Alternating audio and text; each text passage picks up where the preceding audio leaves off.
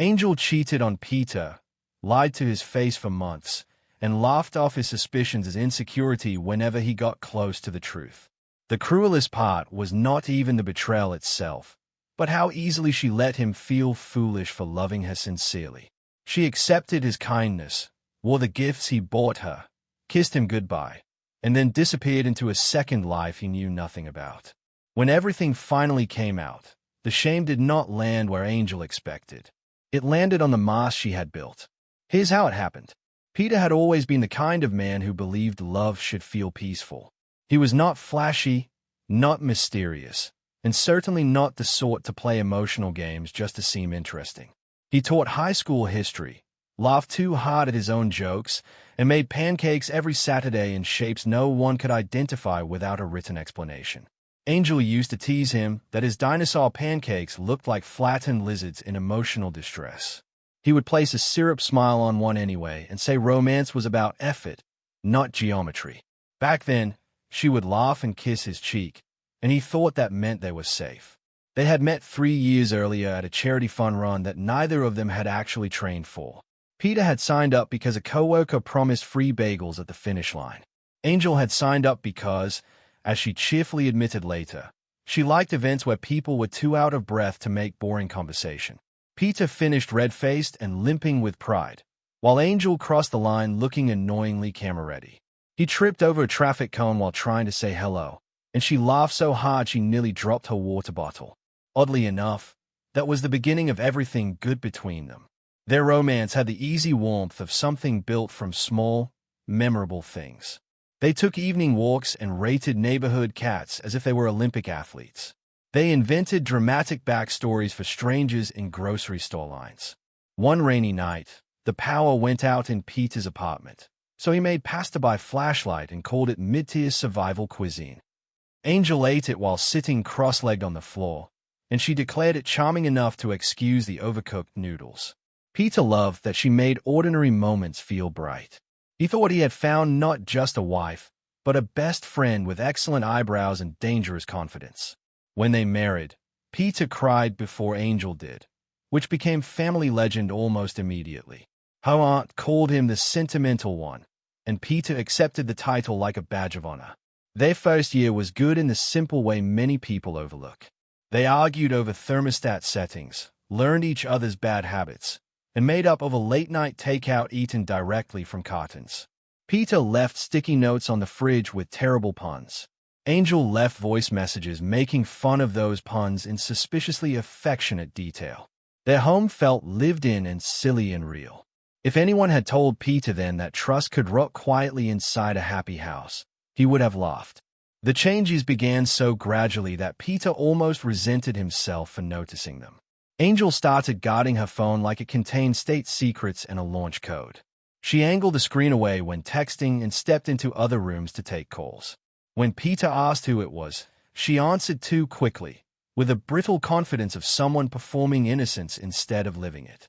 "Work," she would say. "My cousin." Spam. Once she called him dramatic for raising an eyebrow at a midnight message tone. Peter apologized even though he had not accused her of anything. That became a pattern he hated. Peter was not a jealous man by nature, but confusion can grow into suspicion when honesty disappears. Angel stayed out later, came home with excuses that changed shape mid-sentence, and treated basic questions like personal attacks. She began dressing for casual errands as if paparazzi might emerge from the vegetable aisle. Peter once asked why she needed heels for a pharmacy run, and she smirked, "Because I respect medicine." He laughed because the line was funny, but the laugh sat strangely in his chest. Humor had once connected them. Now it often felt like a curtain she pulled down whenever truth approached. Even then, Peter tried to give love the benefit of the doubt. He planned a weekend getaway to a lakeside cabin, thinking distance from routines might bring them back to each other. Angel almost canceled at the last minute, claiming deadlines, but finally came after Peter insisted they needed time alone. For one evening, it seemed to work. They sat by the water wrapped in one blanket, and Angel rested her head on his shoulder the way she used to. He told her the stars looked like someone had spilled salt across black marble. She said that was either romantic or evidence he was hungry again. That night, By the fireplace, they laughed more freely than they had in months. Peter burned marshmallows with such dedication that Angel accused him of holding a personal grudge against dessert. He retaliated by reading the cabin's welcome binder aloud in a grand Shakespearean voice, turning instructions about septic systems into high drama. Angel laughed until tears streaked her mascara, and for a few precious hours Peter felt hope return. Later, when she kissed him gently and told him she missed this version of them, he nearly believed the worst season had passed. Sometimes heartbreak is cruelest when it borrows the language of repair. The morning after their best night in months, Peter woke early and found Angel outside on the porch, whispering furiously into her phone. She didn't know he was there until she turned and went pale. The tenderness from the night before vanished from her face so completely it startled him. "Who are you talking to?" he asked, not harshly, but not playfully either. Angel ended the call and answered with anger so sudden it felt rehearsed. "Do I need supervision now?" she snapped. Peter backed off, but something inside him didn't. Hope shrank. Doubt hardened. After that trip, Peter stopped explaining away what he saw. Receipts appeared for restaurants she had never mentioned. New perfume arrived, though she claimed she was trying to save money. Twice he found her in the driveway, smiling at her phone with the private brightness of someone emotionally elsewhere. When she noticed him, the smile shut off. Peter confided in his friend Marcus, who listened without turning the conversation into a cheap spectacle. Marcus told him something Peter needed to hear. Trust was not blind optimism. Trust required truth. Love did not become noble by tolerating disrespect. Peter went home quieter, but clearer. Peter still wanted one honest conversation before assuming the worst. He invited Angel to dinner at the little Italian place where they had celebrated their first anniversary, hoping familiar ground might soften them both. Candlelight trembled across the table as he asked her plainly whether there was someone else. Angel stared at him, then laughed. Not a nervous laugh, not a wounded one, a sharp, dismissive laugh. "You really think you're important enough to be cheated on like some tragic movie husband," she said. Peter felt the room tilt. Cruelty rarely sounds loud at first. Sometimes it arrives polished, almost casual, and cuts deeper for it. Peter left money on the table and walked out before his dignity could crack in public. He drove home in silence, parked outside their house, and sat gripping the steering wheel long after the engine died. He was not just hurt. He was embarrassed for having tried to address something serious with grace while Angel treated him like a joke. Yet beneath that humiliation, another feeling stirred, anger with purpose. He realized that for months he had been negotiating with confusion, hoping kindness alone could restore honesty. But honesty had to be chosen by both people. He could not keep offering faith where she kept planting contempt. The truth arrived not through spying, but through Angel's carelessness. A woman named Naomi came to Peter's school office one afternoon asking for him by name. She looked nervous, dignified, and deeply tired. Peter assumed it was about his student until she said Angel's name and watched the blood drain from his face. Naomi explained that she had been dating a man named Darren and had recently discovered he was involved with several women at once. Angel was one of them. Peter's first instinct was denial, but Naomi quietly placed printed messages on the desk.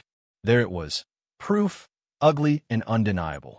Naomi, to Peter's surprise, was neither dramatic nor vindictive. She was a pharmacist, methodical by temperament, and she had assembled facts the way some people build a case file. The messages showed flirtation, meetings, lies, and a version of Angel Peter hardly recognized except that he suddenly did. What stunned him most was not merely that Angel had cheated. It was how practiced she sounded. She had scripts, excuses, rotating compliments. She told Darren Peter was controlling, emotionally dull, and too blind to notice anything. Peter looked down at those messages and felt as if someone had stolen his marriage, dressed it in mockery, and sent it back for inspection. Naomi hesitated, then added a detail that changed the story from ordinary betrayal into something stranger. She had started looking into Darren after noticing inconsistencies, and in the process she had stumbled onto Angel's own fabrications. Angel had introduced herself in several circles as the daughter of a wealthy property developer, a polished social consultant, and a woman from old money temporarily between ventures. None of it was true. Her real upbringing was modest, perfectly respectable, and nothing to be ashamed of. Yet Angel had reinvented herself so thoroughly that she was not just cheating. She was performing an entire fraudulent identity wherever advantage could be gained. Peter sat very still as Naomi spoke, because movement suddenly felt dangerous, like he might break apart if he shifted wrong. He remembered Angel mocking ordinary people at dinner parties, dropping vague references to investments, and correcting others with the confidence of someone accustomed to being believed. He had assumed she was exaggerating here and there, polishing the truth the way many insecure people do. He had not understood that exaggeration was her operating system. Naomi showed him screenshots from social pages, event photos, and messages to multiple men. Angel tailored herself to whoever stood in front of her. Peter had not married a mystery. He had married a performance. He thanked Naomi sincerely, and that sincerity surprised them both. Pain often tempts people toward spectacle, but Peter felt a different instinct rising. He did not want revenge theater. He wanted clarity. Naomi admitted she had contacted him not just to expose Angel, but because she was tired of being made to feel crazy by liars working in tandem. Peter understood that exhaustion too well. Before leaving, Naomi said something he would remember for years. The shame belongs to people who deceive, not the people who trusted. Peter repeated that sentence in his head all evening like a handrail in the dark. Peter confronted Angel that night with the messages laid neatly across the dining table. For once, he did not raise his voice.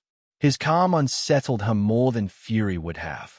She glanced at the pages, then at him, and tried indignation first. When that failed, she tried boredom. "So you've been collecting evidence now?" "Very healthy," she said. Peter told her not to insult him by pretending this was ambiguous. For a flicker of a second, her face lost its polish. Then she shrugged and said the line that ended whatever softness remained in him. "You were comfortable. I wanted more." Peter had imagined this moment many ways, but Angel's coldness still stunned him. She spoke about excitement, options, chemistry, and not being the kind of woman who settles, as if vows were cheap furniture she had outgrown. Then, almost proudly, she hinted at her other life, the contacts, the invitations, the circle she was moving in that Peter would never understand. Peter listened until the absurdity of it struck him. The woman lecturing him about refinement had once microwaved metal by mistake and blamed the appliance for being judgmental. Deception had made her grandiose, not impressive. For the first time in months, he nearly laughed. The laugh escaped before he could stop it, small but real. Angel looked offended. Peter stood there, staring at this carefully constructed image of sophistication, and suddenly saw all the panic underneath it. Her cruelty depended on his belief that she was superior. Without that belief, much of her power evaporated. He told her he knew about Darren, the lies about her background, and the story she told to make herself sound untouchable. Angel went silent. Not guilty silent. Cornered silent. It was the first truly honest thing she had shown him in a long time, and it came only because she had run out of exits. Word spread faster than either of them expected, not because Peter campaigned to expose her, but because fraud is social quicksand. Naomi confronted Darren. Darren, furious at having been manipulated himself, shared details with others Angel had juggled. One lie tugged another loose. Invitations dried up. People compared stories. The glamorous persona Angel had built collapsed under the weight of basic fact-checking. It turned out that the circles she thought she was climbing were full of people who tolerated scandal, but not embarrassment. Once they realized she had sold them fiction wrapped in attitude, they distanced themselves with astonishing speed. Vanity has many friends until it becomes inconvenient. Peter did not enjoy her downfall as much as he once imagined he might enjoy justice. There was relief, certainly. There was vindication too. But there was also sadness in watching someone destroy herself so thoroughly while chasing admiration from strangers. Angel moved out within a week, taking designer bags, framed photos of herself, and a lamp Peter secretly hated because it looked like an expensive mushroom. The silence she left behind felt strange at first. Then it began to feel clean. Peter opened windows, He donated things she had insisted looked classy. He played old records while cooking. He let the apartment breathe again. Healing did not arrive as one dramatic revelation. It came in smaller, almost comic victories. Peter learned he could make coffee for one person without feeling tragic about it. He stopped checking the door for footsteps that no longer mattered. Marcus dragged him to trivia night, where Peter's useless knowledge of medieval taxation finally became socially valuable. When the team won because Peter knew an answer about the Hanseatic League, Marcus shouted, "This is your rebound era," loud enough for 3 tables to applaud. Peter laughed so hard his drink nearly came out his nose. It was not glamorous recovery, but it was real, and real was starting to feel beautiful again. Months later, Peter began volunteering at a community reading program on Saturdays. He told himself it was good to stay busy, but the truth was he missed being around hopeful energy. That was where he met Clara, a literature graduate student with ink-smudged fingers and a laugh that arrived unexpectedly, like sunlight through moving clouds. She did not flirt at first. She argued with him about whether tragic endings were honest or lazy, and she accused him of recommending novels that were emotionally suspicious. Peter liked her immediately because she spoke with warmth instead of performance. Around her, he did not feel dazzled or diminished. He felt comfortably awake. Their first proper date happened by accident after a volunteer meeting ran late and a thunderstorm trapped them under the center's awning. The nearby cafe had one open table and a pie selection so limited it became a running joke. Peter ordered tea and tried to seem composed, then knocked over a sugar packet holder with his elbow. Clara watched the tiny paper avalanche and said, "That's good. I distrust men who move too gracefully on first dates." Peter replied that he believed in making small sacrifices for atmosphere. By the end of the evening, the storm had passed, but neither of them seemed eager to leave. Romance with Clara did not feel like magic. It felt better than magic because it made sense. They talked honestly. They disagreed without turning conflict into cruelty. Peter told her about Angel, not in a way that painted himself as a saint, but as a man who had learned painful things about trust, pride, and silence. Clara listened without rushing to rescue him from the memory. One evening they cooked together, and Peter attempted his old pancake art tradition. His heart-shaped pancake looked like a lopsided mitten. Clara stated it solemnly and said, "At last, edible sincerity." He knew then that tenderness had found him again. Meanwhile, Angel's world had continued shrinking. A few times she sent messages that sounded more irritated than remorseful, blaming Peter for not protecting her privacy when the truth came out. He did not answer. Once, she called late at night and left a voicemail saying he had ruined her reputation. Peter deleted it after listening once, not out of cruelty, but from clarity. He had not ruined her reputation. He had simply stopped carrying the burden of her lies. There's a powerful lesson in that distinction. Some people call exposure betrayal when what they really mean is they preferred the comfort of not being known. Nearly a year after the marriage ended, Peter walked through the same park where he and Angel had once taken long evening strolls. This time Clara was beside him, pointing out a dog wearing a raincoat that looked more expensive than Peter's first car. He laughed, and the laugh came from a place untouched by bitterness. He realized then that love had changed shape for him. It was no longer blind devotion, frantic reassurance, or endless accommodation. It was steadier, kinder, sharper too. Real love did not ask him to shrink in order to keep the peace. Real love made honesty feel safe and laughter feel earned. If Peter learned anything from the wreckage Angel left behind, it was this: charm without character is only decoration, and appearances can impress a room long after they stop telling the truth. The shame he once feared would stain him never belonged to him at all. It belonged to the person who used affection as camouflage and lies as ambition. In time, Peter stopped seeing himself as the man who had been fooled and started seeing himself as the man who had survived, learned, and loved better afterward. That is the moral buried inside every painful unveiling. Truth may humiliate deception, but it frees the heart that chooses to live honestly. If you made it all the way to the end, you're officially family now. So hit like, subscribe, and come back for more stories where the lies are loud, but karma is louder.